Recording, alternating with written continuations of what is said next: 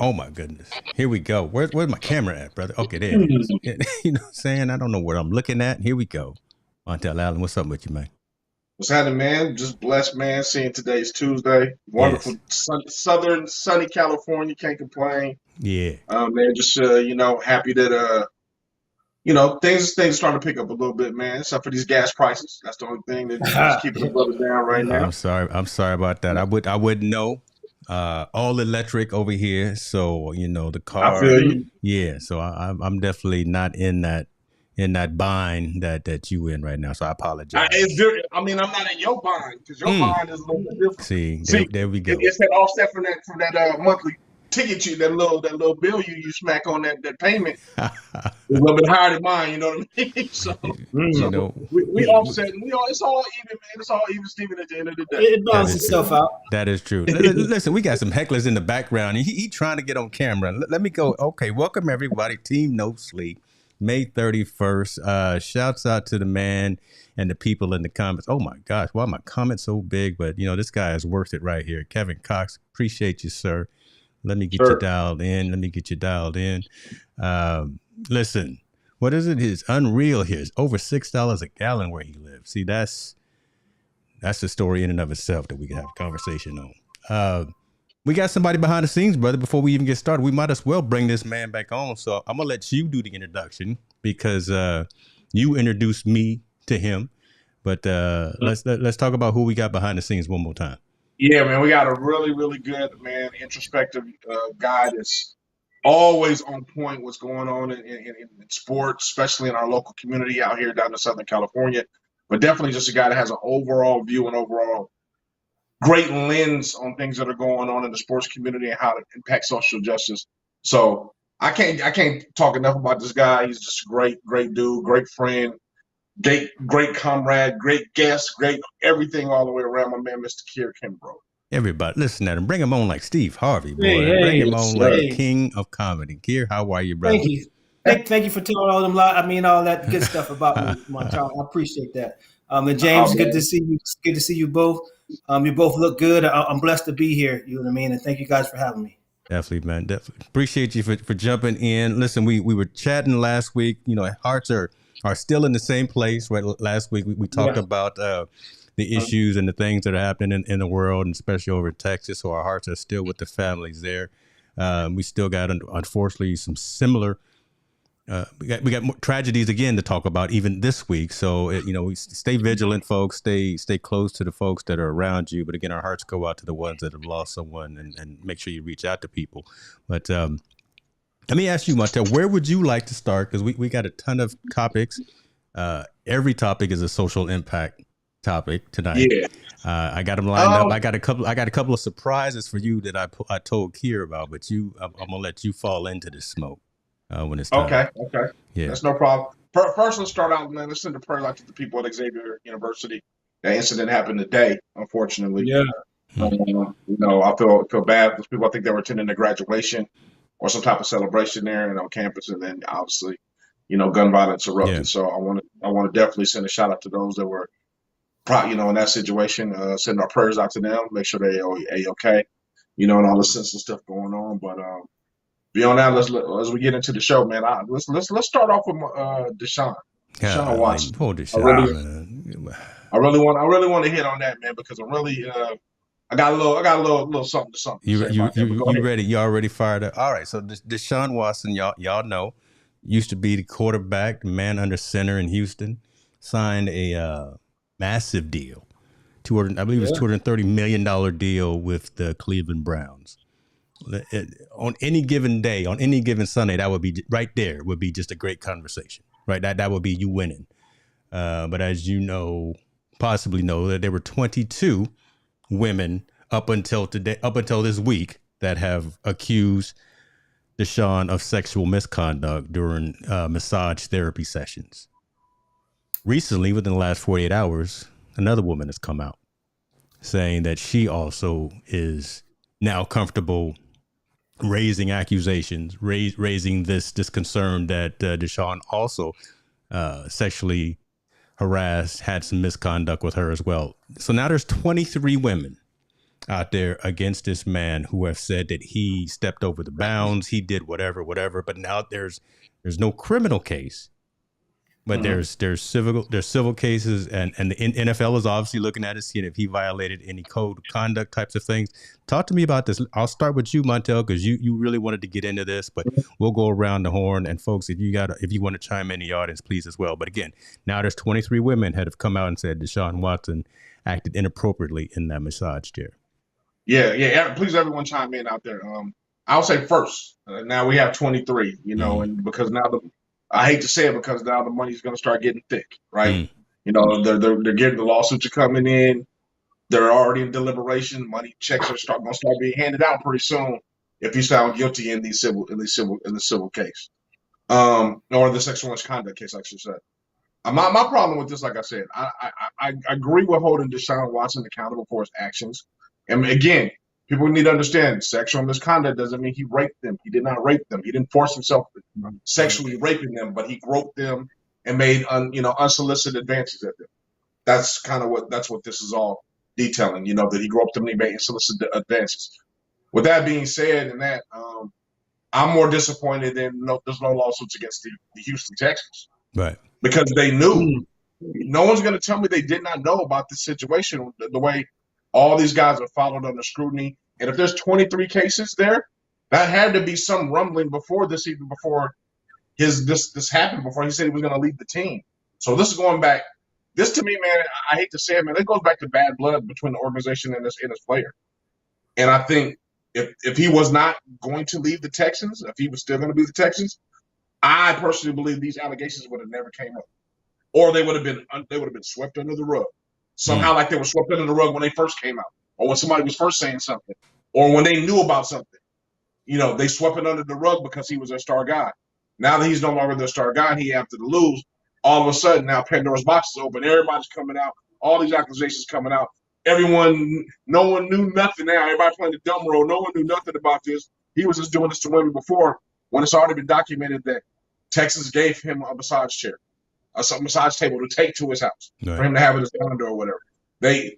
I'm sure these allegations came up before, because I already know if someone appropriately groped me, if anything goes to the police or anything goes to an investigation, it goes directly to the team before it gets to the media. Anyone. The team knows about it first. So, again, being said, the Texans knew, but yet they didn't do anything about it. That's just like me and you, Kier, or me and you, James, going out. Yeah. Hey, man, we're going to go rob a bank. I go in there and rob a bank. You know what? We get away with you. You didn't do anything, but you knew about it. Huh. You're also going to be charged with that same crime as me. You know what I mean? You're accessory to the act. So I don't know why the Houston Texans have no plausible cause in this whole situation. There's nothing. No one's saying anything about them when they knew just as well he was doing these things to these women. So I'm disappointed. I'm not surprised. I won't be surprised if it goes up to 25, 26, 27. So let me ask you right there. If the number goes up, and I expect it to go up as well, and then Kier, jump in as well. I mean, when is too much? When is enough? When is it now the responsibility of someone to go to Houston and talk to someone within that organization to say, really, exactly what we're talking about, right? Y'all knew about this because, again, you gave him the chair, the booth, and all this. You know what's happening within your walls. Now it's enough is enough. Now the general manager, now the coach, now the athletic trainer, now someone else needs to be in the hot seat, because look, 23, that's not an insignificant number, right?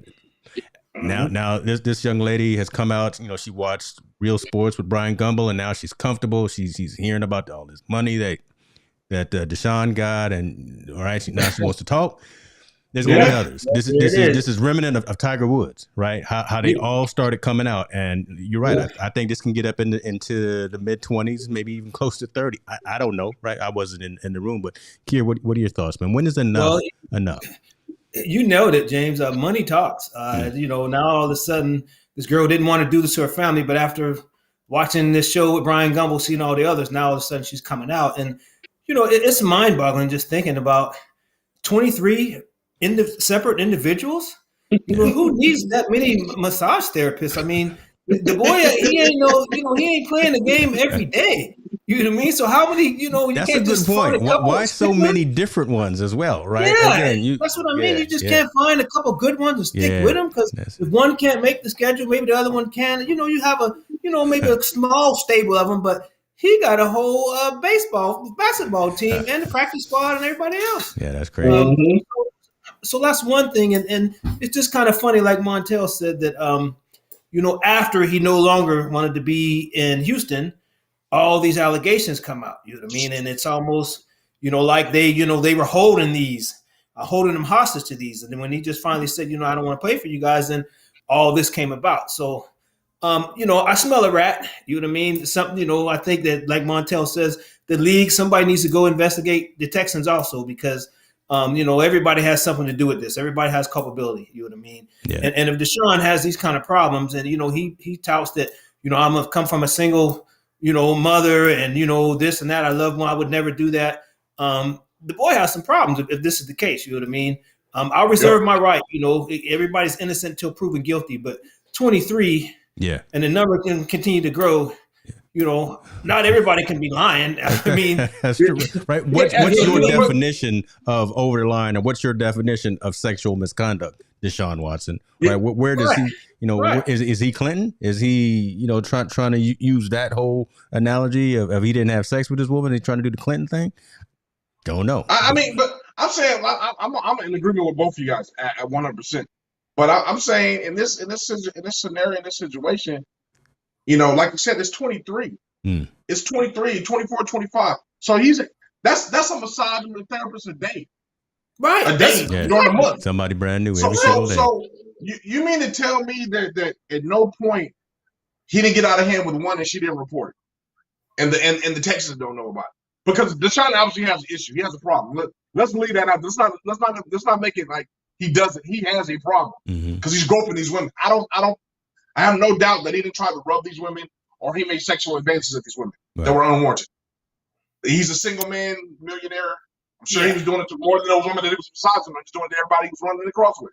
So there's an issue right there. The issue is now that they groped him and he had these advances at them. And I'm not discrediting the women. I believe there's a little bit of truth and there's a little bit of exaggeration in everything. So I believe they felt that situation, they were doing it. But I believe money now enhances that for you to go ahead and probe and prosecute.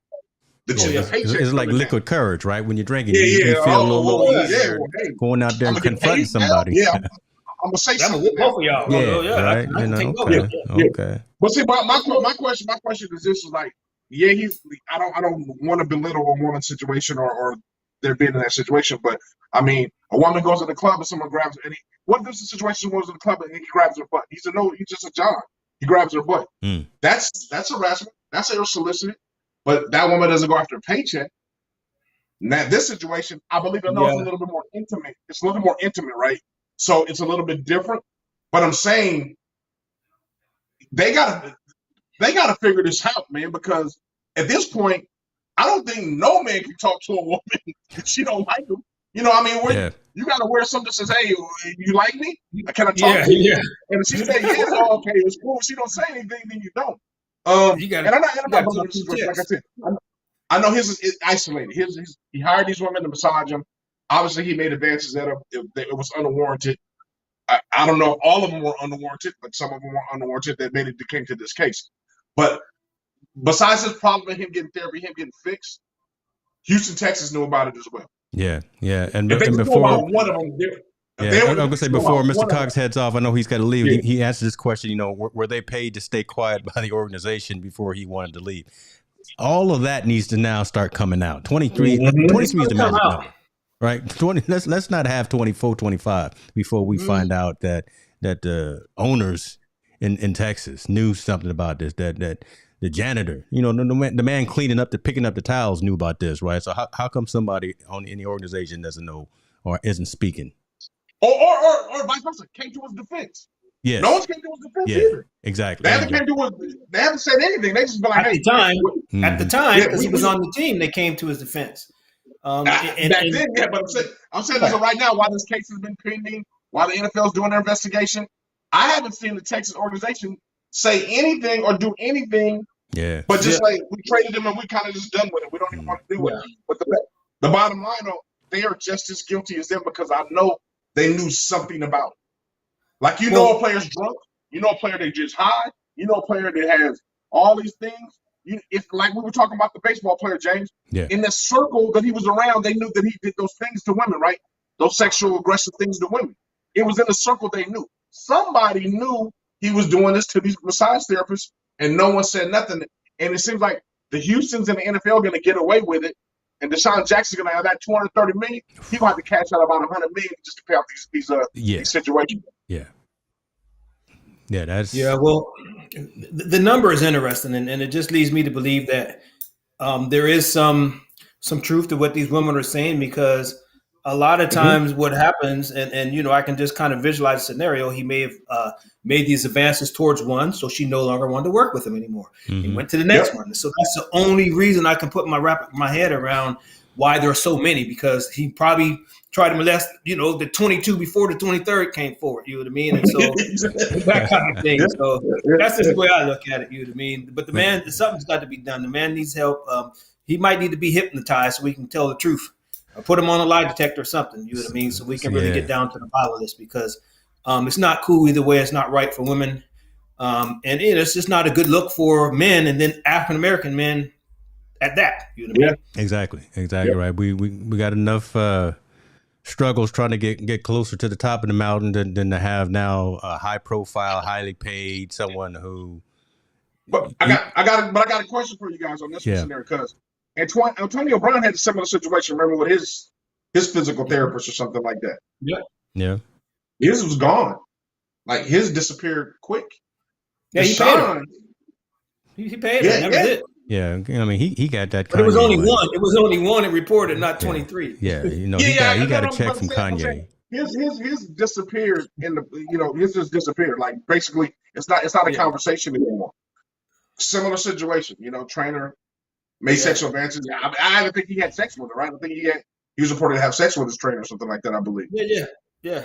This one just seems like Deshaun Watson is a different.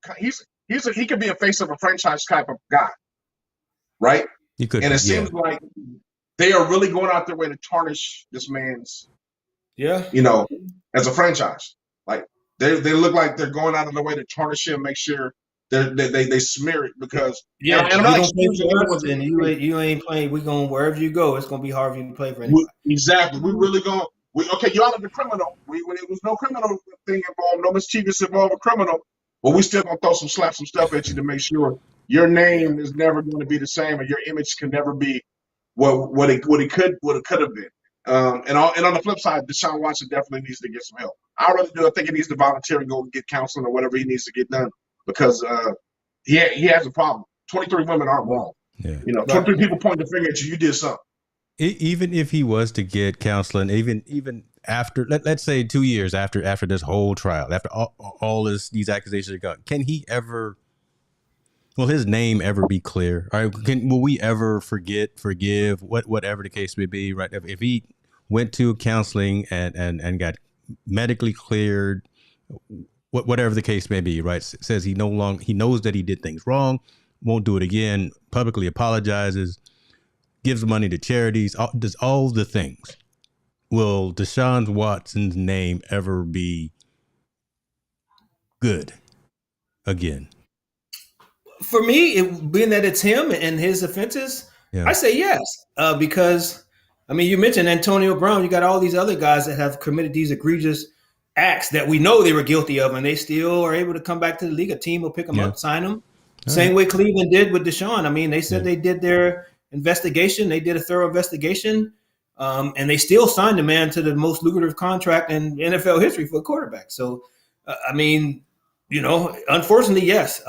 Those type of people, those athletes that can do something, that can win you a Super Bowl and those kind of things in that arena, they'll re-sign you. They'll forgive and forget. You know what I mean? Some of the fans and people won't forget, but when it comes to the people cutting the checks, they don't care what you do off the field. What you do for me on the field? You know what I mean? Wins and losses, right? It's just That's it. Wins and losses. They'll pay for the wins. Wow. I think as his career goes on and he gets stronger and he becomes better and this kind of gets behind him, I think it'll always be attached to his name. Yeah. It'll always be That's attached to always his gonna be attached, but time will heal. Yeah. You know, I think time Yeah, heals yeah. all that stuff. I mean, Yeah. Time, even but like James, I think James, you said the right thing. He has to do the right things, though.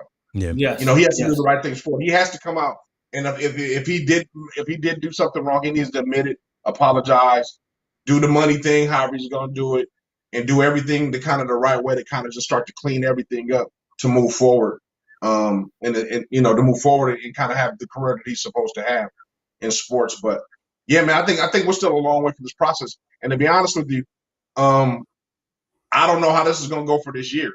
And the reason why I say that, I think Cleveland's a little shook because they haven't cut Baker Mayfield yet. Yeah. So there's something behind there. You're not going to keep $200 million quarterback. All them commercials that Baker done did for Cleveland. Yeah, you got to do something with that, man. He got to get more aggressive. Yeah. I mean, right? Am I right here? Usually in this situation, trying to high fly poker, you cut the next man and you trade him, you get rid of him. Right now, he's not on nobody's trade board, and they haven't cut him yet.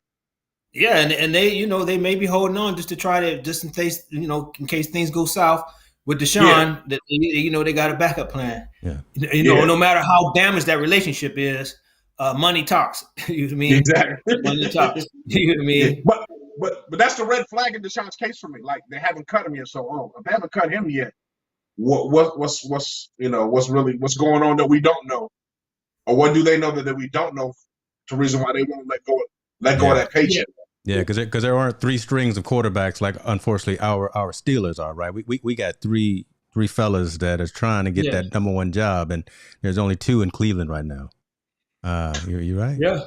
And right now Baker Mayfield still has a job. Right now, I don't want to sound unsympathetic, but whatever happens in Cleveland is happens in Cleveland. You know what I mean?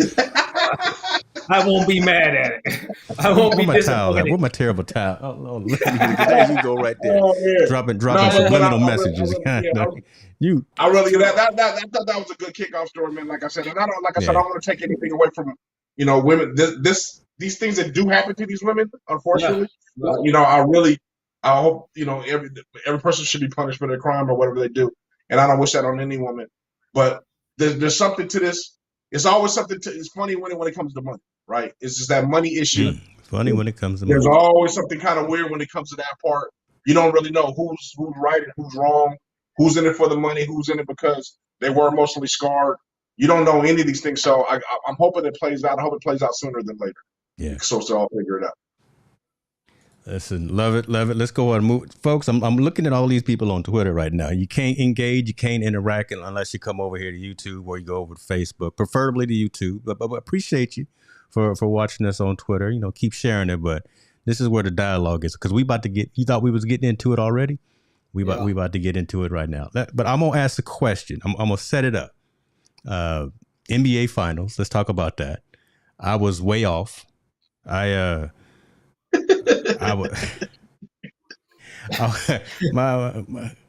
didn't do what he needed to do. Luka needed to step away from the Canes and the Popeyes and Luka just need to get in better shape.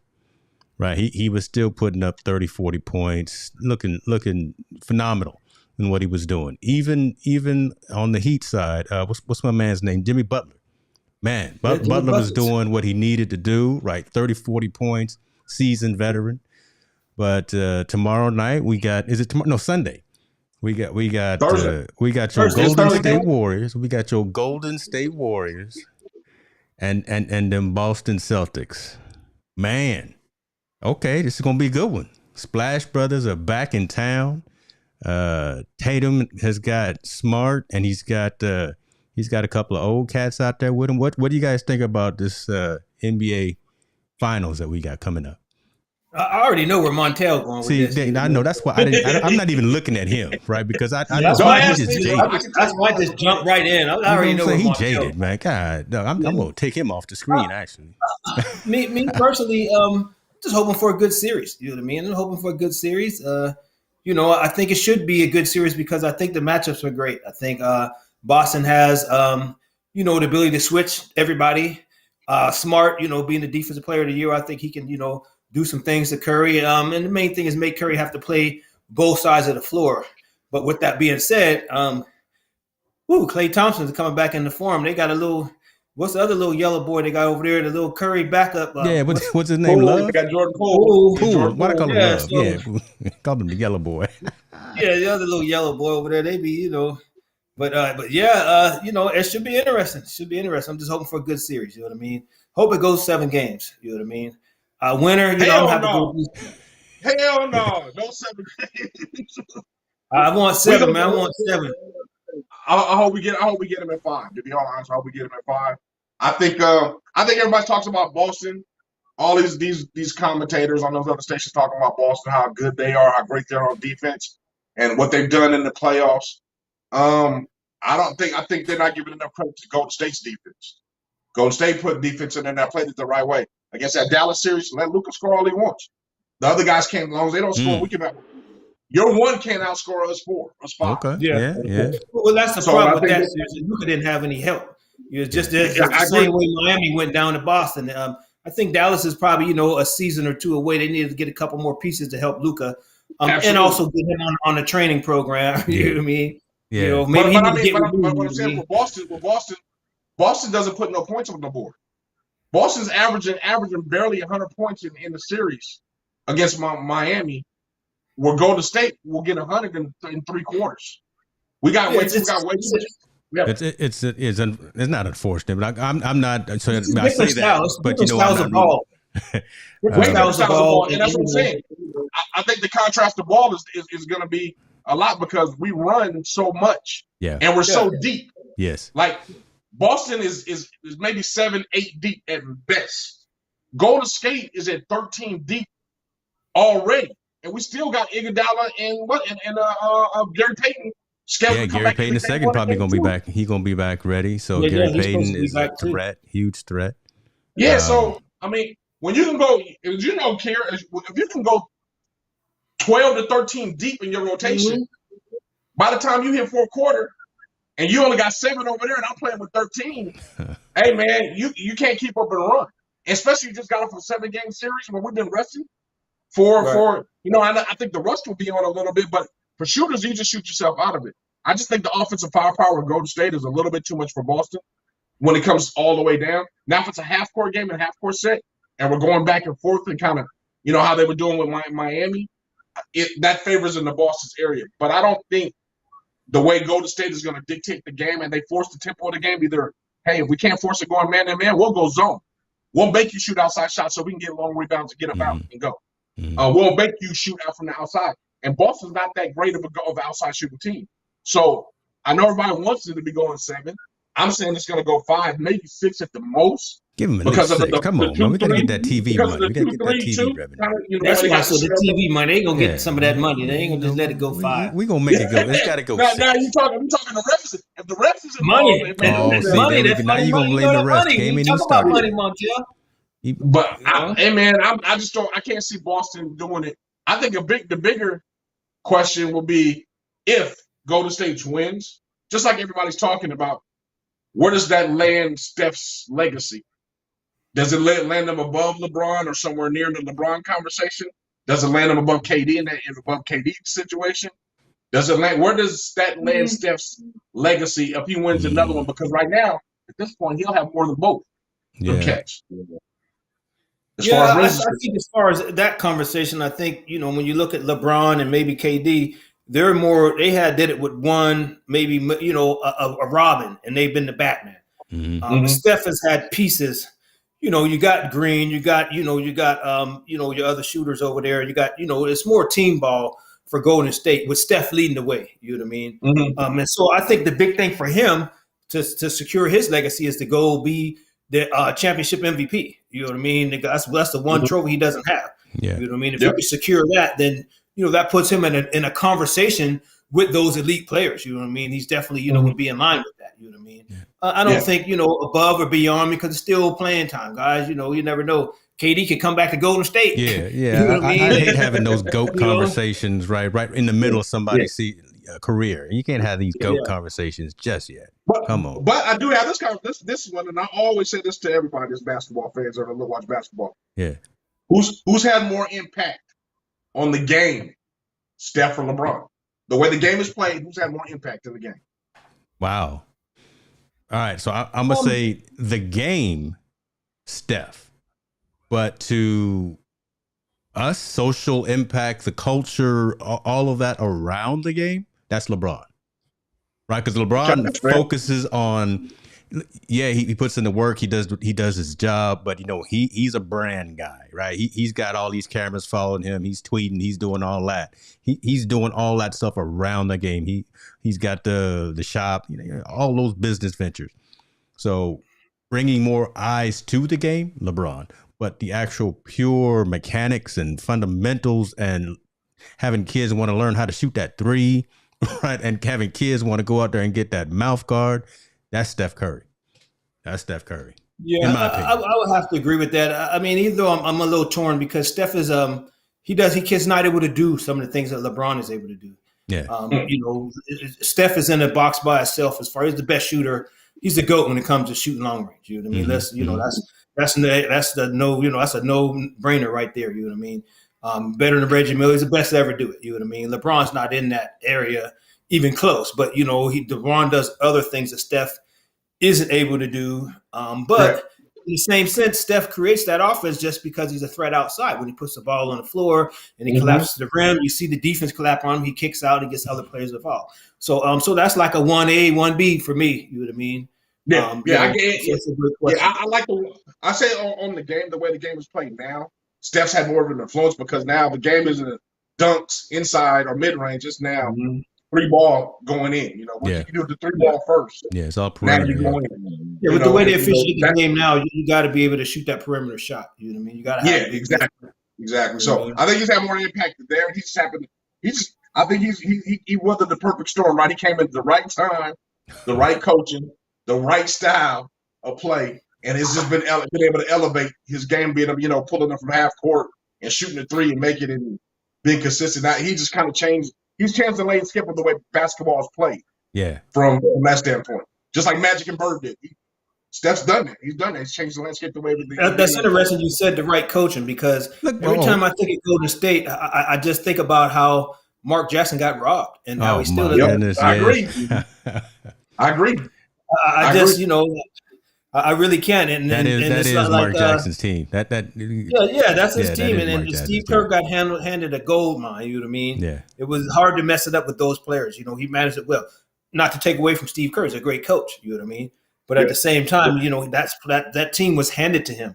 You know what I mean? And all he had to do was, he didn't have too much to do with it. You know what I mean? And that's still a sore wound for Jackson, right? I mean he's out there doing an analyst and he's commentating, he's calling the games, and he wants them to do good, but then again he's like, man, that's me. That should be me back out there because those are my guys.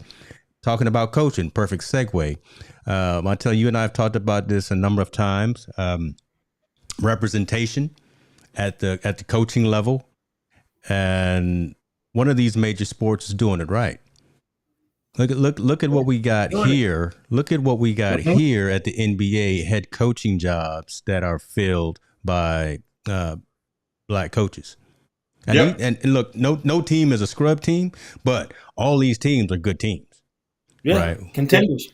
You got Marty Williams in Phoenix. You got my man out there in Boston playing for the finals. This is a nice list of head coaches right now in the NBA. What do you think about when you see this? I love it. I love it because it's indicative to their audience and who they're playing, who they're coaching. Players are looking at people that are leading them, their own color are leading them to the promised land or to championships, to these games. More so, I think, man, we got to give credit to there's a lot of African American guys that are up in front office in the NBA. Yeah, GM.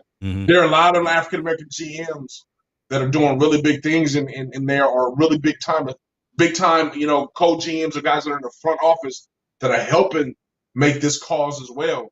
That's going good. I mean, Elton Brand's over there at Philly. Unseld Jr., I think, is the one in Washington. He's a GM there. We got, obviously, Michael Jordan. I'm gonna say you can't forget Michael. I mean, Michael. He carries a big megaphone, so he's talking. Dominique Wilkins is a GM or co-GM in Atlanta. I mean, there's a lot of African American guys that are really doing some really big things, not only in the office, but it's transcending as coaching as well as play. So I think the NBA is doing it definitely right. I think the next step now is, as we always talk about, even the NBA, this ownership. Yeah. When do we get our hand? When do we get our hand? And I think it's going to happen in the NBA. It's not just the Michael Jordans. I think there will be other groups that'll be able to get in and be able to have ownerships of teams. I think those things are kind of start to have, and that's why NBA is always the trendsetter, right? They're the lead. They're the leading voice amongst sports that attack social issues, social in our society issues. They're the leader where it represents diversity. Even it's reason when it represents sexuality. They don't mind, you could be gay or straight in the NBA. It's not a problem, especially in positions of power. It's already been there where guys are assistant coaches or guys or Becky Hammond, assistant coach, where women are actually in the NBA. Not just head coach of W, but she was assistant for Pop in San Antonio. NBA is just leading the way, man. They're kind of just doing it the right way, man. And you have to give them credit. And Albert Silverman, I wasn't a big fan in the beginning, but he's starting to become a really he had to prove himself to you. You thought? Yeah, he's starting to become a really good person ahead of the league. Yeah. I mean, just as far as when it comes to those issues, and he's really listening to his players. Yeah, I mean, their player association really does have a say in the impact what goes on. Right. Chris Paul and they really have some say that's going on. Unlike the NFL and Major League Baseball, the owners like you do what we tell you to do. Yeah, they're really their partnership with their players, man. So I think the NBA is really they're just far ahead of everybody else. Yeah, when it comes to diversity and really good things. These are all quality dudes too. So this is good. Yeah, they are. Lakers just got their new head coach. LeBron came out and said he was cool with that too. I don't know about that. List. So that should have been Mark Jackson's job right there. There you go. That should have been Mark Jackson's job. I don't think they took Mark because Mark don't cuss and stuff. Because the way they be playing, you need somebody to cuss at them and get the. But I think Mark would have shook up the thing. I think he would have cleaned house, man, the best way he could have. Because if we don't forget, he did that at Golden State. Monte Ellis, Monte Ellis was a problem. Hey, you got to get out of here. All the dirty baggage that was there. He's like, I'm gonna start from scratch and kind of figure out where I want to go. I really believe the Lakers at some point they're holding on to LeBron as long as he can because he's selling tickets. But at some point, if you want to win, you have to figure out a way to maneuver that team and trim the fat. And the fat could be with it. I don't know where it's going to be, but it needs that. They just a team that has no vision to me. They're just out there playing half-court ball. And it doesn't work in the NBA, in today's NBA, with all these young folks running the jump. What they need to do is piece together little baby Davis and get rid of him and a couple of guys and bring some guys that can play 72 games that ain't injury prone and they drink milk because that boy he can't stay healthy for them. Can't stay healthy, man. So you saying again now you don't want your boy Hard on your team now again. I'm reading between the lines is what I'm doing. You don't want. You know what? I think Davis, Harden, and Ben Simmons can be the backcourt, can start a really good team somewhere else. That could be an expansion team. You know what I mean? Just get rid of it, but not even the G League. Put them on the B League. Oh my gosh, that's terrible. No. The B League. We trying to pray for Ben Simmons. Yeah, we just want him to shoot. We just want Ben Simmons to shoot. You highlighted. You talked about football. We bouncing back and forth between sports, but look, we talked. The Deshaun Watson, as far as the social impact story, primarily lead off. We talked about the NBA Finals because that's front of mind as well. Let's bounce back a little bit and go into football. Gentleman who wants to continue to play, I guess, even though he said so many things about the National Football League. Colin Kaepernick he can't get right, but he went out there and he had a decent session, decent workout with them Las Vegas Raiders. Owner of the Raiders said, "Look, I'll bring him on." That was before the workout. He impressed during the workout. Nobody's signed any paperwork yet. This was last week. What are you guys' thoughts on Kaepernick talking all the stuff that he talked about the organization that is the National Football League and then being out of it for so long? Now trying his darndest to get back under center. And he's been given a couple of opportunities, but this looks like the most real opportunity. And this looks like this could possibly turn into, he's got buy-in from the owner. He just got to get out there and produce. What do you guys, Kier, let's start with you. What do you think about Cap maybe being back in the NFL? I think that ship has sailed. You know what I mean? I think that he's been gone from the game too long, and half the time when he speaks, he can't get out of his own way. You know what I mean? I support him. I'm appreciative of his cause, what he did, and he became a martyr and sacrificed his career for it. But now he should have been moved on, because as we know in the NFL, these owners and coaches are quick to recycle these old quarterbacks. You know what I mean? They haven't even started a game yet before they'll put in a brother like him because of what he brings to the table and to break out the fanfare, that kind of thing. So I think that ship has sailed on Colin. I wish him the best of luck, whatever else he decides to do. But I think his football career has been over and is over. I think, the Raiders gave him a trial as a good faith, but I think that's all it was. You know what I mean? I don't think anything's going to come out of it. That's just my opinion. Your thoughts on this, Montel? I don't know what Colin wants, to be honest with you. What is it? What is you want to play football again? What you want to be? I think this tarnishes his legacy by him coming back. In my opinion, he's a pulverizing figure from what he did. He sacrificed his career at the ultimate height of sports to bring awareness. Okay, to keep going on. Keep talking on that, because I'm about to hit you out of right field with something right here in a second. But so you keep talking about what he did. Yeah. I mean, to bring awareness, man, to all these issues with gun and police brutality and gun control and all these things, and paying for funerals and all these things. I mean, he became that figure. Like I won't put him as the Muhammad Ali's not like that big, but he was going in that right up. He kept advocating what he was doing. He was really, he's really that guy. And now, for you to digress and say, hey, I really want to go back and play football. I would have more respect because, I want to go back and own a football team. I want to be an owner. I don't want to play. I want to be the owner.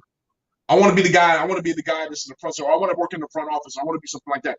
Not to be back on the field, because those 30 owners, man, let's be perfectly honest. They don't forget. They don't forget.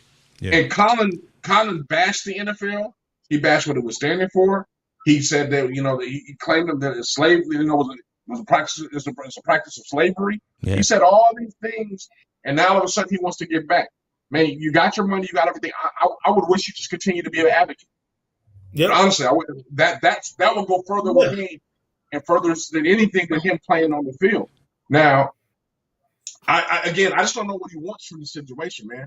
Does he want to try to right or wrong and say I need a fair shake? Just like Kier said, that boat is passed. Yeah. They're not getting. You got to think about this. Really, really digest this.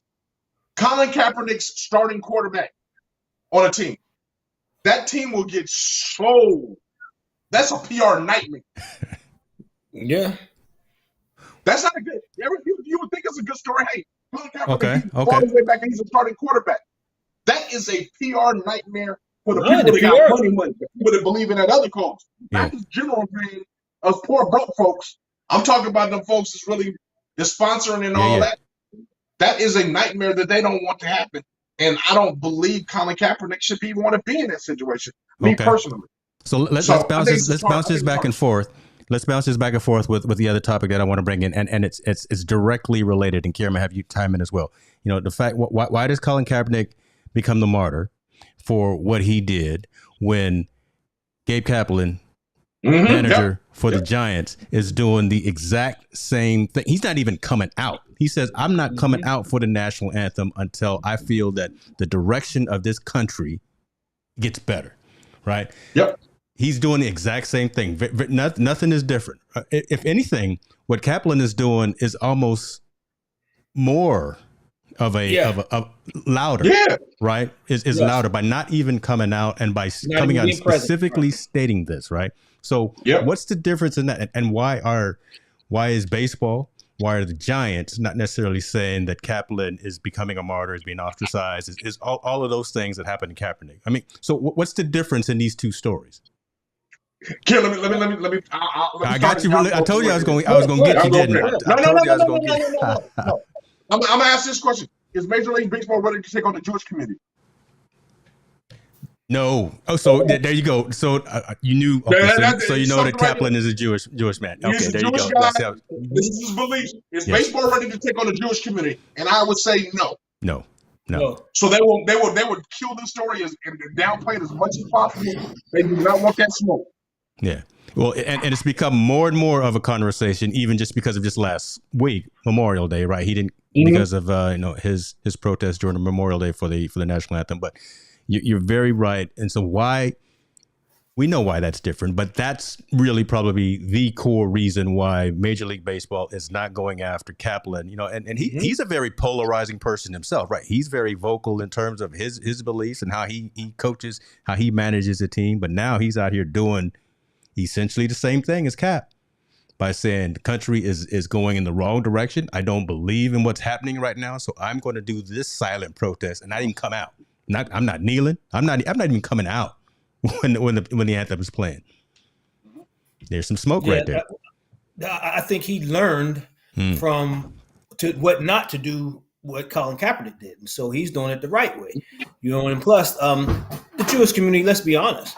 There's money all over there. So they're like Montel said, the MLB is not ready to take on the Jewish community. You know what I mean? Now, unfortunately, you wasn't ready for this one. I told you wasn't ready. The Afro-American community, but we don't even get behind the right causes when it's right there in front of our face. Unless it fits into a little box for us. You know what I mean?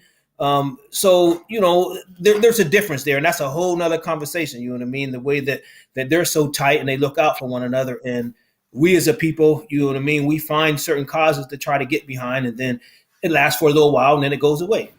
Example is Colin Kaepernick. You know what I mean? Yeah. He had the torch. He was carrying the torch for social injustice. He should have continued to carry that torch. He should have been the face of it. Should have been running with that ball. Yeah. He ain't never gonna run with no football again, in my opinion. Them days is over. And so what Kapler is doing, he's doing it right. I like the way that he spoke when he did come out and say he had to think about it, and he sat down and really gave it some thought instead of just having a knee-jerk reaction, to his response, and then he detailed why he's doing what he's doing, and I think that that's justifiable. You know what I mean? I think that I commend him from doing it the way he's doing it. Yeah. Plus, he's got the backing of his people. They're going to ensure ain't nobody going to mess with him. They not ready to take that on. You know what I mean? They got enough going on with the, with the other stuff that they got going on in the MLB. And I mean that's a huge positive too. I think, right? Just the backing of community, and why is it that we can have a whole nother conversation about that, right? Again, why we can't rally around each other to help support. But I think you're right. Kaplan's going to be all right. He's doing it the right way. But again, it's just it's looking at the mirror here, right? You have one person on the NFL on the football side. You got a black man who's out there kneeling for the national anthem for social injustice, police brutality, things of that nature, and you got a Jewish man managing a good baseball team. Right, in prime time, under the lights, and saying the exact same thing, saying, in the last 10 days, we've had elderly black people killed in supermarkets in Buffalo. We've had Asian churchgoers killed in Southern California. Now we have children murdered in school. That's what Coach Kerr said. But again, Kaplan is saying the exact same thing, and he's putting his action or his inaction out there in public, and he's getting a lot of notice. So we'll see where this goes, right? But I think this is an interesting time to have this conversation right now. I think the beautiful thing about that is it does. I mean, the solidarity amongst the Jewish community. Yeah. I would love for that to help be a changing factor in this narrative about gun control and addressing violence and all that stuff, because that community has a lot of people with power, a lot of people with a lot of political influence. So I think with him doing that and him standing up and him having the gall to stand up for that, this is monumental amongst them. I believe. I mean, Kaepernick did strike the match. I wish he would keep carrying the torch. I wish he would be in solidarity with this coach and be like, "Look, I'm rocking the same way you rocking. I'm glad that you would did be it. Cool. That that would be pretty cool. Yeah, we're in the Bay Area. I think it would show an example of us for African Americans how to solidate and be together as well for another cause as well with Jews, because sometimes historically we've been at edge with each other. Whether it be some things, it would be a great thing of solidarity to kind of them both come together in this movement, and along with Steve Kerr. Not maybe, I don't know if he's going to sit out. Obviously, he won't sit out with all this going on with the finals, but to have some type of also voice in this as well, because as we know, we have a gun control problem in this country. We have it is, and it's no longer hidden. We know about it all the time, every day. These things that are going on. So hopefully they can use their fame, their influence in the sports world, also their influence amongst their communities to be able to make some change, man. I think this is a great thing. It's just got to hopefully they can all come together. It's something I wish we'll have a call to action to come together. Yeah. Speaking of Steve Kerr, I definitely want to give Steve Kerr a shout out for speaking out, always speaking out on these type issues. Not just, because it directly affects him because of what happened with his family, but he speaks out for what's right and what's wrong. You know what I mean? And so definitely shout out to Steve for that, because, many people have that platform. Like Popovich, would do something like that, but there's many people that have that platform, but they remain mum and they won't say a word about it. You know what I mean? Even what Kapler's doing, I love the fact that he said what he's going to do, but people fear what they don't see. So by him not coming out for the anthem, people, they don't know what's going on. You know what I mean? They don't know what's going on in that man's mind. You know what I mean? But he's made his statement. He's made it clear that he's not happy. You know what I mean? And as we all should. And just imagine if everyone would unite and say, you know what? None of us are happy. We're never coming. Make them just get rid of the anthem. Period. You know what I mean? Just take it away, because you know what I mean. I had a conversation. I don't mean to ramble on, but I had a conversation with a young man here, one of my former players. And he said, "Coach, can you tell me what's a song that I never should have been singing in my life?"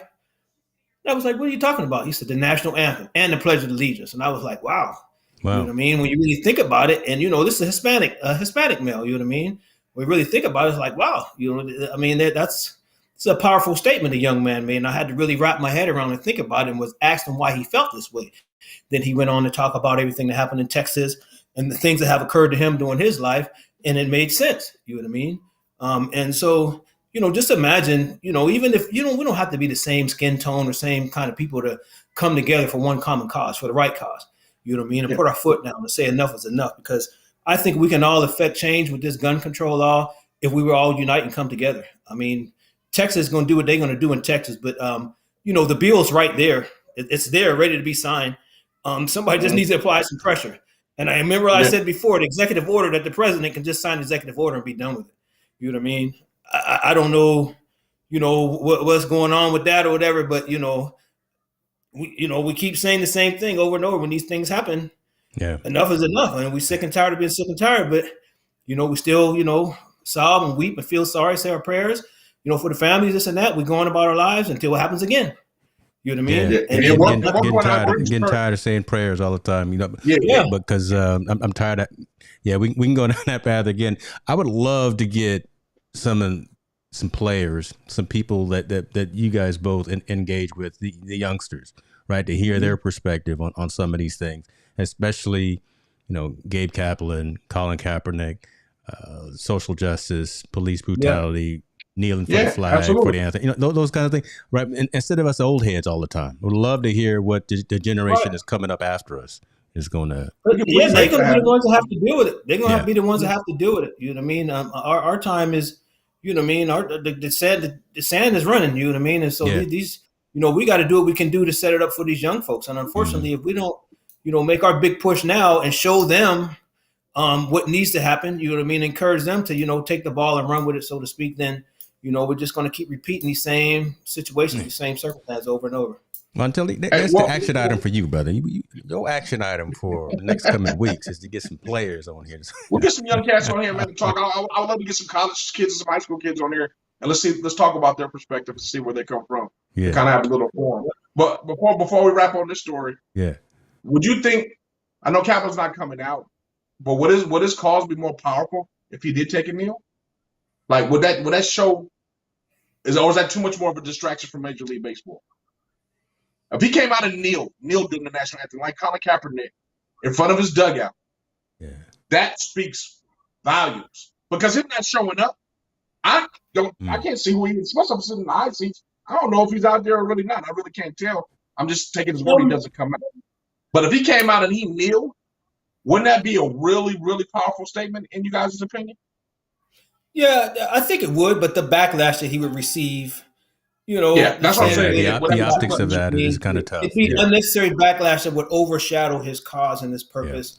And I think we've all seen, even myself, being a former military, all the other stuff when the national anthem was played, I fought for this country. You know what I mean? I've been to a couple wars and all the other stuff, and so I have a hard time, standing for it, even recognizing it anymore. And that's hard for me to say because I have shipmates and brothers and former soldiers, and we just had Memorial Day that the men and women that served before us that are no longer with us that have passed. So I find myself at times being torn. Thinking in my head, where am I at? What's the situation? Are all eyes on me? But if I'm a man and I stand on my purpose and I mean what I say and I say what I mean, then it doesn't matter for me where I'm at or who's around or who's looking or none of the other stuff. You know what I mean? I'm doing what's right for me. You know what I mean? I don't care what anybody else do. And then if you have something to say about it, we can deal with that, as it goes on. You know what I mean? But, I've only had a few people, say some disrespectful things to me, which were, got the appropriate reply and, we keep it moving. You know what I mean? There you go. I love that. Appreciate you sharing that. And thank you for that time and that effort and that service as well, man, for going out there and doing those things. Man, let's get some cats on here to talk. Cause I would love to, and Kier, you come back as well when we have that to help coordinate that. That would be amazing. I'm sure Montel and I collaborate on something. Find something like that, and then see, folks, that when you come to Team No Sleep, we get into it. Don't be bashful. I know we have these awkward conversations, but these are the conversations that you got to have. So don't be afraid to put a question out there. You can't do it anonymously, unfortunately, but. It is nothing. On your word, on your word. We welcome your comments, suggestions. We welcome it. Don't say something or don't say something behind the curtain, and then when you get in front of people, you change your tone, like your boy here, Coach Saban. You see what I'm doing? I'm getting good at these transitions. I'm getting good at these transitions. Coach Saban has had a whole lot to talk about when it comes to NIL, name, image, and likeness for college students. Had a whole lot of negativity to talk about. But then, the summer meetings are happening. College football, all the elite are getting together and having conversations. And you mess around and you get Jimbo Fisher in the room. You mess around and get his counterparts and his colleagues in the room. And Coach Saban, Alabama, Roll 'em Tide, much respect for it, but he changed his tone a little bit. He changed his tone about his. Let me let you, Montel, go into this because this is really interesting. Of all the people that I would think that would not back down, who would stand their ground in terms of how they feel and didn't care who they said it to in their face, I would not expect Nick Saban to be a man to buckle amongst his peers. And that's what he did. Nick Saban sees the changing of the guard. He does. He sees it. He can see it right on the changing wall. Of the guard. This NIL thing is going, and he made a comment that's an unwritten rule that you don't speak about within the coaching world. And Jimbo Fisher said, "Hey, you want to talk about skeletons in the closet? I can put some skeletons in the closet and let you know, Mr. Great Nick Saban ain't all that great what y'all talk about. Yeah. He's done some things too, and I think Nick really realized he better retreat real fast because evidently he got a lot of dirt that Nick done in the past in order to corral players and do the things he's done.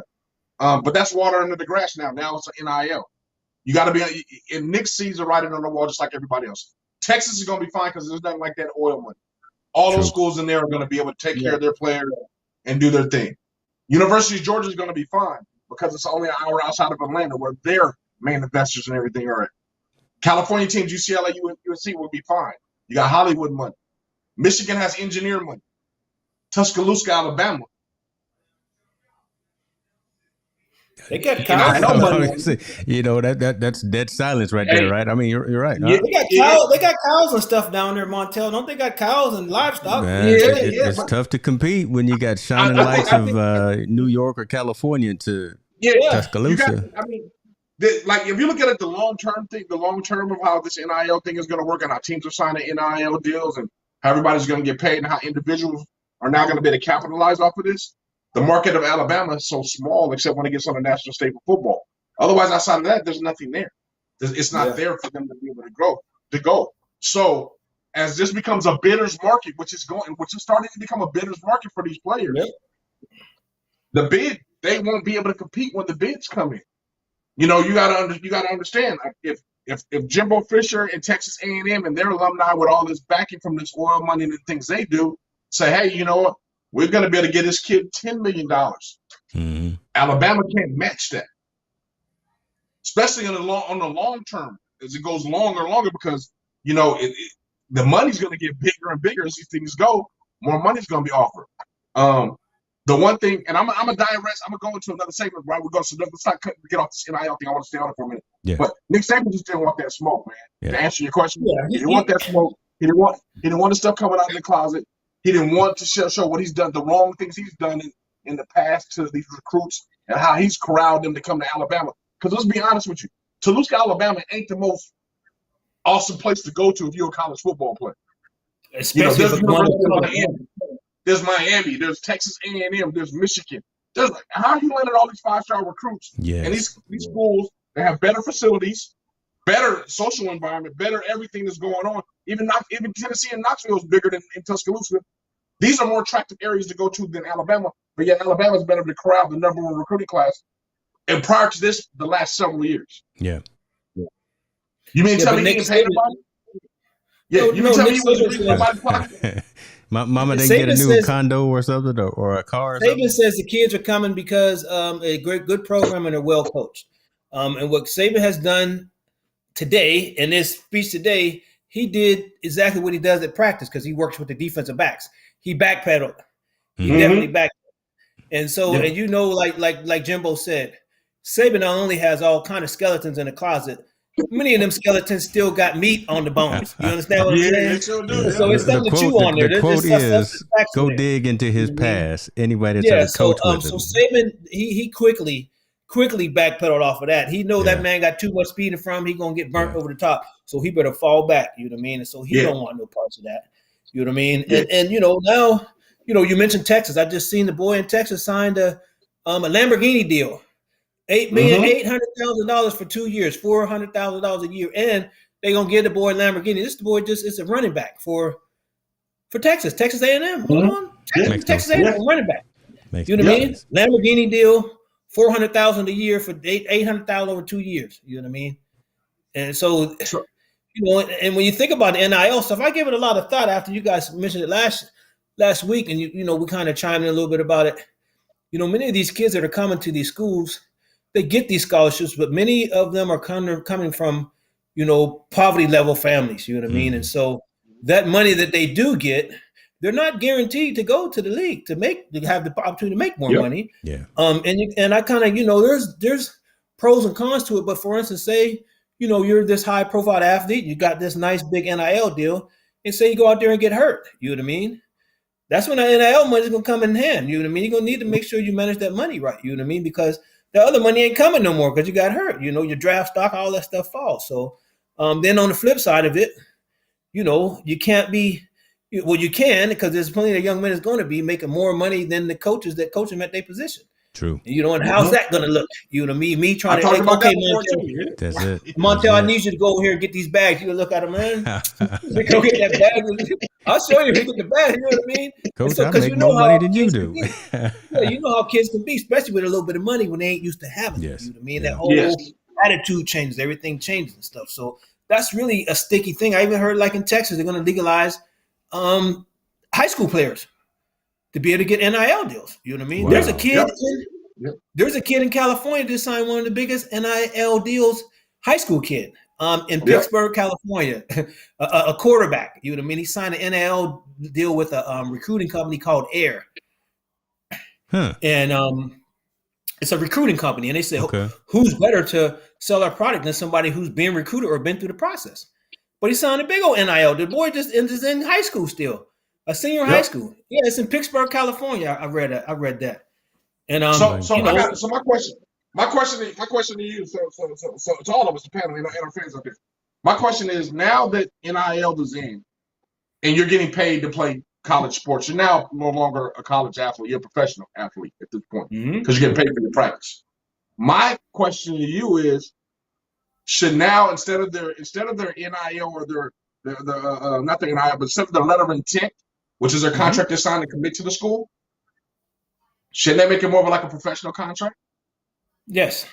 Well, and it depends. And like, if you sign an agreement with these NIL companies, you got guaranteed money, so to speak, then yes, it should be. That's what I'm saying. So, or I think well, now schools are going to be able to do NIL deal too for a whole school, so everyone's going to get paid. I'm saying once you sign in that school as an athlete, and you're going to go to that school, instead of a letter of intent, it should look more like a professional contract where it could have incentives in there, and also where there can be decentives of you do something wrong on our campus, or you do something you're not supposed to do, or you hold yourself out of character on social media or something. Just like the NFL, we can not only fine you for that money, we can also cancel your contract. See, but they didn't set the structure up properly before they opened this NIL thing up. They didn't. We talk about it all the time. It's what they didn't do, because there should have been rules and regulations and ramifications. Because, for instance, you got a kid. There's a situation. We had a kid that got an Adidas contract. Okay, Adidas NIL deal. He plays for a team that is sponsored by Nike. And so they couldn't. He wanted to go up there and do a press conference, and he could not. And they were asking, "Well, it's a direct violation for the university because me, Torrey Pines football, we got a Nike deal. You can't come up here with Adidas stuff, but Adidas is paying me to wear this stuff. Nike ain't paying me, I'm paying you. So there you have it. There's a dilemma. You know what I mean? So those are the things that they're finding. Those are the headaches that they're running into.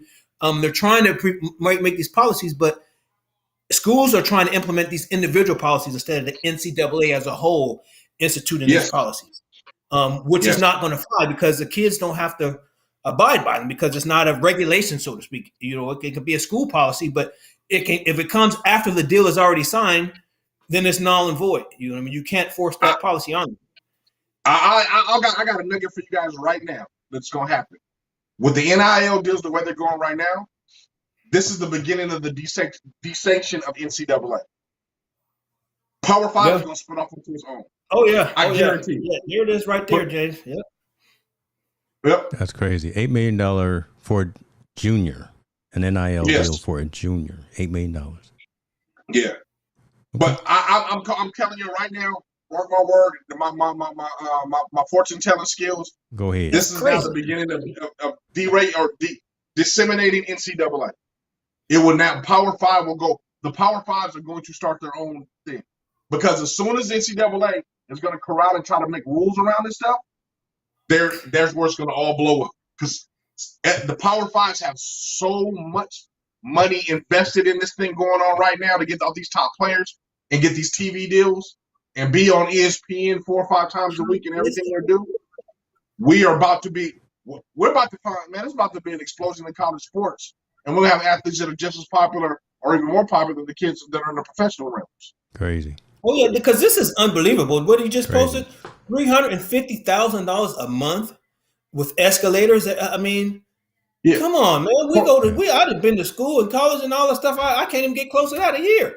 Nowhere close. And this boy ain't even got a high school diploma. Nope. Hasn't even proved himself on the field yet. He can't prove he can play take a snap at the collegiate level. Man, he don't even know if he want to be a he or she. This is crazy. Yeah, so I think, we always talk about it, James. I hate to keep talking about it, but I firmly believe more so than all that, the NCAA and the people that powers that made this in place have not talked about the criminal element. And I'm telling you, with money like this coming into the hands of these young people, just like you said, can come from these impoverished situations, the criminal element is not far behind. Yeah. Just like in the music business, just like in any other business where stuff starts to boom, especially that has a high influence of hip-hop community. I hate to say it, and I love hip-hop to death, but has that high hip-hop community and influence in it, which college football does, criminal element is not far behind. Okay. It's not far behind. And I don't think they're – now, are we ready for that top player that just signed an $8 million bill at Pittsburgh High School, goes to a party and somebody kidnaps him and holds him for ransom? Are we ready for somebody that goes to college and just wants a good deal, somebody kidnapping their sister because they live in the same neighborhood and they want $10,000? Are we ready for that player? This is, I'm going to flip my $50,000 to $1 million and I'm going to go buy all this cocaine and try to sell it? Are we ready for any of that? And I don't think they are. They're not even close to be ready for that. They're not even. They can't structure this crime, and this crime element is coming faster than they think. Than they think. All it we wasn't thought through very well. It was not thought through very well at all. They didn't have the proper red flags or bumpers or nothing like that in place before they thought about this. I know there was pressure. We all probably agree that the players need to be paid, but I think there should have been like a structure because, the kids that don't get seen that, play on the same team as these high profile athletes, they'll gain from it too because, their jerseys get sold and that, but they ain't making, as nowhere close as much as these other players. And so you have the factor of jealousy that falls into it too. True. Yes, absolutely. Intentionally hurt them and all the other stuff. And so, there's all kind of, like you said, there's all kind of criminal elements and those factors that we don't want to think about, but they're there. You know what I mean? They're there. That's what you know what I mean? Just because they ain't up here on the list, you don't see them. They're there. When you got people, and I hate to say this, like Lorenzo Wright, his wife killed him because of money. Mm-hmm. His wife, person supposed to be close to with, plenty he has babies with. What makes you think a dude that you don't know just happens to be your roommate from another city might not jack you? Yeah. And you know what? The one key thing that we're talking about here that keeps coming up in this conversation we started is money. Money. Yes. We keep it's all everything's money. You know what I mean? Is it the root of all evil? Does it make you completely happy? No. We talk about that cream, that cash rules everything around me. That cream. Cash, but sometimes this cash ruins everything around me. Right? Go ahead on with that, boy. I ain't mad at you. Go ahead and drop it right there. But listen, we're gonna find out. We're gonna find out. We could do another story, but we want to be cognizant of Mr. Kimbrough's time. We had let's go. We had an hour and 10. We normally go. We always seem to at least go an hour and a half. But well, we right on time. We got time. I got time today. Each man got time today. I even look at you. I'm not mad at you, but I tell you what. So let me see if I got my triggers in place. This is what we do. I know you always got something up your sleeve, though, James. I know you always got. I'm just going to do a little advertisement here, y'all. I don't know.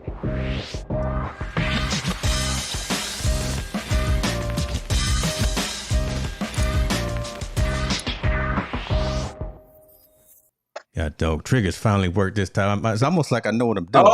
It came through this time. That's dope. That's dope. Good at it. Get good at it. Listen, every Tuesday, man, me and that man right down there below me, Mr. Montel Allen, come on here, 6:30 p.m. and talk about the social impact of sport. This is what we do. God, we've been getting into it tonight too.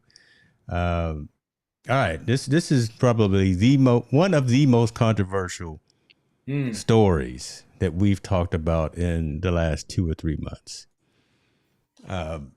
This is my talk. Lia Thomas. Lia Thomas. If you don't know who Lia Thomas is, you need to go back and I'll send you a link to the last episode that we talked about her. Lia Thomas is at Penn. She is a swimmer, fast. Maybe too fast for the women's division or women's side. Lia Thomas used to be a man. Went through the transition surgery. Lia Thomas still wants to swim. No problems with that. Lia Thomas wants to swim on the women's side. Right? She wants to go in the women's locker room. She wants to come out of the women's locker room. She wants to swim. She wants to go to the Olympics. Swim for the United States of America. Shouts out to that. But again, wants to swim on the women's team. Had an interview today saying that, everybody talking all this stuff that I have an unfair advantage. Y'all crazy. Y'all don't know what you're talking about. I don't have an unfair advantage. This is me channeling Lia Thomas during her Good Morning America interview this morning. I listen, that's my opinion. That's crazy talk. Lia Thomas has the largest advantage of capability coming out of the women's locker room, swimming in the women's league, swimming on the women's team, when it comes in that water. Just her build, her capabilities, her lung capacity, her strength, all of that, right? she is saying that she does not have a advantage that she thinks as compared to someone who was born a woman as opposed to someone who now is transitioned as a woman. Montel, we've talked about this before. It's back in the news because Lia was on Good Morning America this morning. Go with you, and then we'll go to Kier. What are your thoughts on this latest development that Lia is saying, leave me alone and let me swim with the women? You know my stand on it, man. I think Leah's delusional as far as not having an advantage, in my opinion. I think that this is something that the NCAA definitely needs to regulate and look at, and I think it's just unfair. I mean, other women that are trained for this moment all their life, that are there, to try to swim, and this person comes in there. There used to be a man, now a woman swimming, who has the different muscle tone, just different muscle development, different advantage of swimming. Man, it's just unfair. I mean, that's just like, I think and I know people, I'm sorry, the ones that aren't Dave Chappelle fans out there, but Dave Chappelle was saying about it, if LeBron James had a sex change and went and played in the women's league, it would be an unfair advantage. Am I correct? Right or wrong?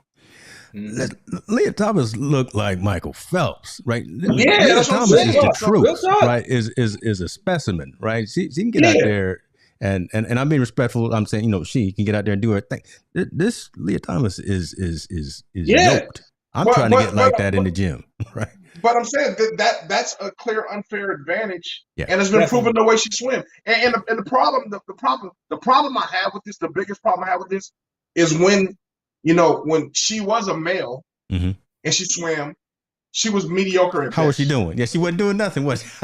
She was mediocre at best. She wasn't winning. She was mediocre at best. Yep. Now so that tells you to take right now. Now she changes herself to a woman, and she's one of the top swimmers in NCAA. Just killing everybody, just knocking them out the box, right? Yeah. So you mean to tell me there's no unfair advantage? There's clearly unfair advantage when you could just look at the times between men and women. Right? Yes. There's a difference in the times that go there. So I believe, me personally, I don't want to say she shouldn't be able to compete, but she shouldn't be able to compete against other women that are naturally born women that are doing the sport, because she has an unfair advantage, just like doping, just like steroids. It's an unfair advantage, man. It's just unfair. It's not playing on an even playing field. Now they can let her swim, but her time doesn't count. Something like that, but there's no way they can say, "Hey, this is a bona fide meet. She's okay. She has unfair advantages, and she can go ahead and go." Yeah, I'm not buying it. Unfortunately, that's my opinion on it. Yeah, and Kier, before you go, Kier, before you chime in, and exactly to what you were saying, right? Here's medical Dr. Michael Joyner of the Mayo Clinic. And Mayo Clinic, that's a reputable name, right? We tend to want to pay attention and listen when they talk. Told ABC News that a slew of advantages, including body size, airway size, hand size, foot size, and perhaps even bone density, will remain for years after the hormone therapy for trans athletes. Those are all the things that are predominantly are important to swimming, important to this athlete, important to this sport. Bone density, hand size, just all of that. She has an unfair advantage. Mr. Walter Strong is coming through. Clearly an unfair advantage for sure, right? Come on, tell the truth, Mr. Huddle right there, Walter Strong coming through. So my thing is, I mean, obviously did this again. I mean, obviously it's a story, right? That's number one. That's what she's on ABC or Good Morning America. Yeah. But two, I mean, this is like, it's not, you can't hide this, man. It is what it is. You're a man that used to be a woman and you're competing in a woman's sport. It's unfair, period. Now, my question is now, okay, we know it's unfair. The next step is like, what are we going to do about it?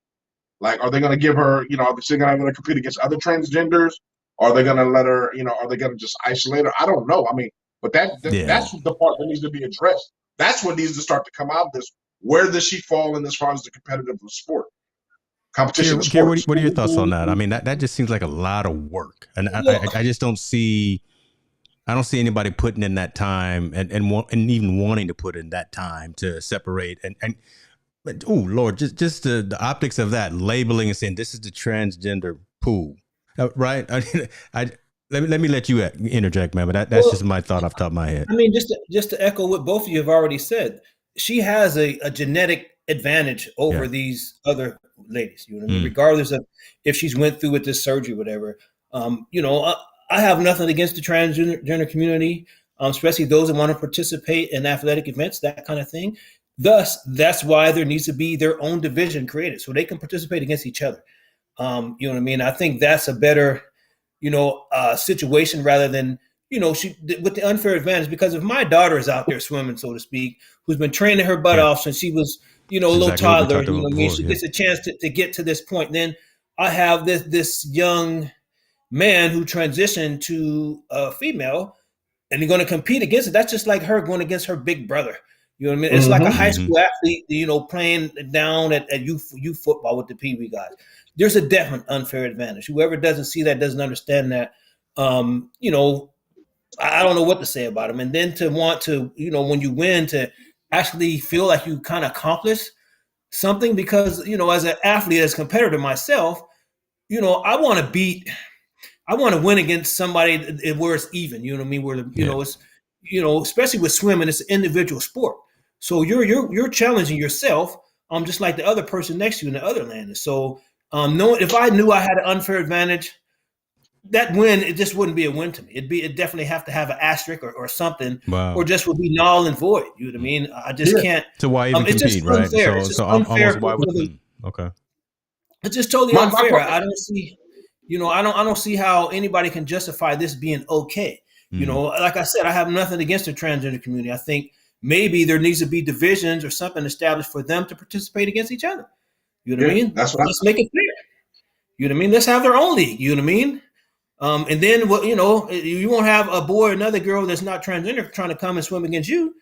You know what I mean? And so I think something like that needs to be put in place for these, for these transgender folks. And so that way it can be legit. The competition can be legit, because this is tainted. You know what I mean? And I watched some of the interview for her to get on there and say the things she said, that, I understood why she did it, because she felt out of place, needed to have this up. I'm all for it. I definitely didn't want to see her commit suicide and not feel comfortable in her own skin and whatnot. So I'm all for it. Now, when it comes to athletic competition, okay, transgender to go play some football, you know what I mean? And see how that may work out for you know what I mean? That kind of thing. And so you don't never see the reverse of it. So I'll do it a different way, Kier. I would say take the same scenario and have it in MMA. Yeah, I mean, the same scenario. If this was MMA, the same scenario, this is MMA. How would people feel about it then? Would it be an unfair advantage of a man that changes up to a woman that's not beating on other women? People that naturally want it? We're talking about the spirit of competition. We're talking about the spirit of competition at an even playing field. Don't give me. He just has an unfair. And I know there's some girls that can get down and do their thing like that, but something like this is tainting. What some women have worked so hard to do, for this person to all of a sudden come and have a genetic advantage. Yeah. This is a genetic Pandora's box, right? That Walter's talking about, right? I mean, saying great point. Creating a division for individuals like herself would be opening a Pandora's box by doing this, by creating a division that only other sports may follow. Just like you said, MMA. Could you fathom that? Right? You're right. Someone that is transitioned going out there and wanting to fight. I mean, there's a place for them. We just have to find it. I mean, I don't think competing against, they need to compete against like people. You know what I mean? People like themselves. You know what I mean? It's just that simple. And Laura, I get your point about the football. Yeah, there have been women playing football, but I'm talking about on a real competitive level, in the trenches playing those. You know what I mean? I know there's girls football, but I'm talking about that's just like me or Montel or James wanting to come and play girls football against all the girls. Well, I think we would have an advantage against most of them and some of them. So I'm just trying to definitely. Comments. So so I get it, you know what I mean? But I think in this particular instance, no matter how you put it, it's just wrong. It just doesn't bode well with me.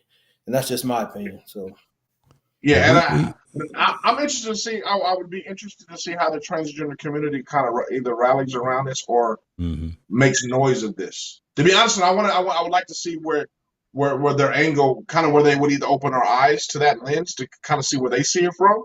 Because from Laura's, the interview, I don't see through his or her lens or her lens. I don't see through her lens. Excuse me, through her lens the way she was saying this. I don't have an advantage. I would love to see for the transgender community to kind of get behind him and say, not only, hey, we see it, we identify it, and now here's a resolution. You know what I'm saying? I like, if you have a problem, come to me with a resolution as well, especially in something like this. What's a viable resolution? Like, how can we do this? Because it can't continue this way because it's going to be tainted, right? It's going to be gawed at, it's going to be looked at, and it's going to be, there's always not genuine. People like us that don't agree with the results. Yeah. Well, they don't agree with the results. So now you have to have some type of resolution to say, hey, here's the even playing field. This is what we propose, or this is what we think should happen in order to create that lane for people just like Laura and other people just like her to be able to compete in competitive sports. Because otherwise, we're always going to have this discussion. I think before this one, there was a transgender that played basketball at the JC level in the Bay Area. Yes. There was a problem. And they said that person had an unfair advantage, and I agree with that one too. Had an unfair advantage, being a man and now a woman. And we take the other sports as well.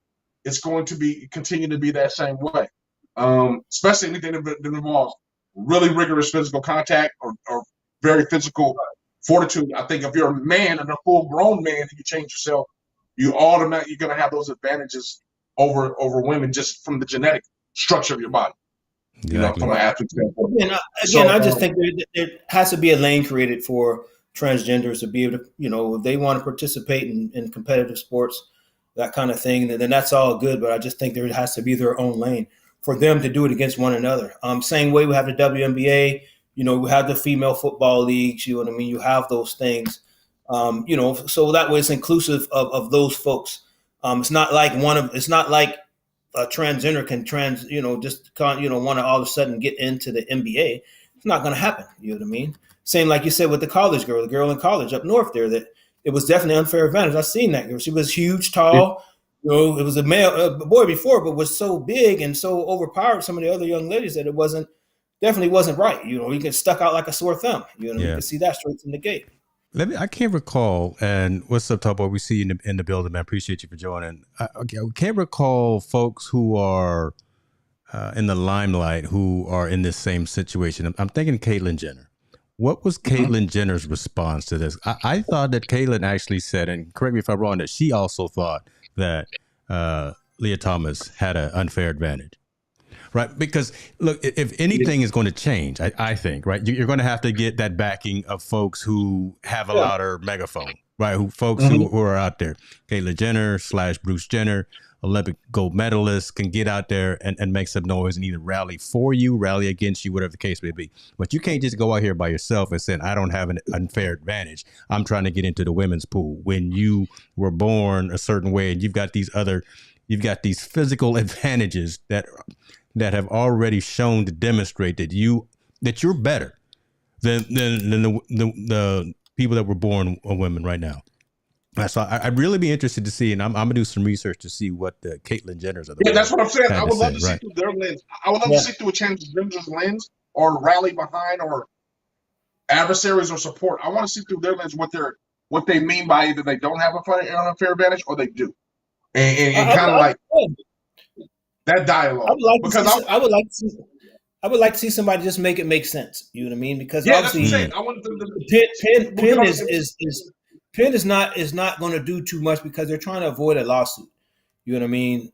Which could get ugly because of this. You're discriminating against me because I'm a transgender, that kind of thing. And so is it a lawsuit? And then also, is it something like Walter was saying, right? Is it a constitutional conversation that, again, if we start taking this maybe to something like the Supreme Court, where does that go then, right? When you start having that kind of conversation about you're infringing on my rights because now I identify as Y instead of X, and you're not letting me swim. Well, we gonna take this to the Supreme Court, and then you're gonna get all of this. Okay, that I hear you on that one. I hear you on that one. But we do that we do international competitions, right? Yeah. Right. If someone tests wrong or tests with an unfair advantage, you're eliminated from that competition. There you go. Right there. Wow. Right there. Keep going. Right? That's exactly what happens in those competitions. If you're a boxer and you took steroids and they take your blood, you're gone. You have an unfair advantage. You have a large amount of testosterone in your system that makes it unfair from the other people. Am I correct? Mm-hmm. So we're talking about unfair advantage. She obviously has an unfair advantage physically when it comes to swimming. So if that's the case, and the reason why she has an unfair advantage when it comes to swimming is because she used to be a man. Yeah. All the stuff that I talked about, right? Larger hands, better lung capacity, X, Y, and Z, all of that stuff. And Tall Boy said, it's not because it worked, not because she worked out. It's not because she put in the extra time of work. It's not because she did all these things like that. I'm not saying she's not doing those things, but all those things on top of being a man, or used to being a man, now want to compete a person like that and then compete. That is where the problem lies in. And I believe, I don't think Laura has a case, man. As far as I'm concerned, I'm sure they have to let her swim because, like you said, for legal issues, and you're going through all this to figure it out. But that has to be a tainted race, or it has to be an asterisk race. Because I can't. So why would the other women even want to go do practice? Right. Yeah, exactly. That's why I said I would be discouraged. I would not even participate. You can swim by yourself. You know what I mean? So I wouldn't even participate. But the quote I'm going to is like she said she wanted to swim in the Olympics for women's Olympics. Right. It's not going to happen. Where does she fall? Where does that fall under? Because now you're falling in a whole different realm where, again, the advantages or disadvantages. Do you have an unfair advantage to compete against our country? And the answer can't see that happening. Yes. Yeah, that's going to be some international confrontation right there. I think the IOC. I can't see that happening. I'll do a little premonition right now. The IOC is going to have real problem, I believe, with someone openly coming out and saying that they're transgender, wanting to compete in this particular sport for any country. I just don't see. I don't think that's a fight that they even want to address or tackle at any particular point in time. At least not right now. I don't know. I may be wrong. Who knows? James, my question would be, like I said, I'll refer back to the MMA. Yeah. If I saw a transgender get in a ring that had an unfair advantage over a woman in the MMA and beat them, bad. If that person would completely, that person in that company, in that organization would be immediately scrutinized, right? Yeah, true. Right? A woman that was formerly a man gets in this ring and beats this young woman and beats this woman up. Right? Be no problem. Headlines would be a problem, in my opinion. Yeah. I don't understand why we're not looking at. I mean, I'm saying it should be headlines, but I'm saying why are we not looking at like the same eyes? We know if there was an MMA fighter that used to be a man that's now a woman, a transgender that's physically has an advantage over this other woman that gets in this ring and beats them. It's the same thing. This person is just, instead of fighting, they're just swimming. They physically have an unfair advantage over these swimmers. So why are we saying, hey, this is the problem? They can't compete against the same against other women because there's an issue. Even though they identify as women, they can't compete against them. We need to figure out a different lane for them to go to, so they can compete, so they can be on an even field, and it's not an unfair advantage. Based on the facts that James quoted from the Mayo Clinic, it's cut and dry. Yeah. I mean, the advantages are there. They've been tested, they're proven, and the Mayo Clinic is just not anybody. It's just not Facebook or Google. Dr. Google saying it. This is the Mayo Clinic. You know what I mean? Yeah. So, you're on mute, James. You're on mute. My fault there. I said you might want to listen to these Mayo Clinic folks. I had to go offline right quick, but this is not going to go away. I think again, I tracked this right, and again, Montel, we brought this up day zero when this story came out, and everyone else sat on it. Everyone else sat on it, but now it's come to a head because now you can't ignore it now because Lia Thomas, she is talking about, I want to now swim for the Olympics, right? I want to go out there and compete for my country. Again, shouts out to that, props to that for any athlete who wants to go out there and do that ultimate thing. But now you got to make a decision. Now everybody's got to make a decision in terms of who and where she can swim, which locker room she can come out. Can she even compete? Is she even a are we going to give her the Barry Bonds asterisk? Right? I mean, just like you're saying, Kier, is this even going to happen? Right? I think there's something that's going to go. And remember, international, our Supreme Court doesn't have any bearing over our international. No power at all. If NCAA says, it's okay, and she still may not be allowed to go on the Olympics because that's the international rules under their things.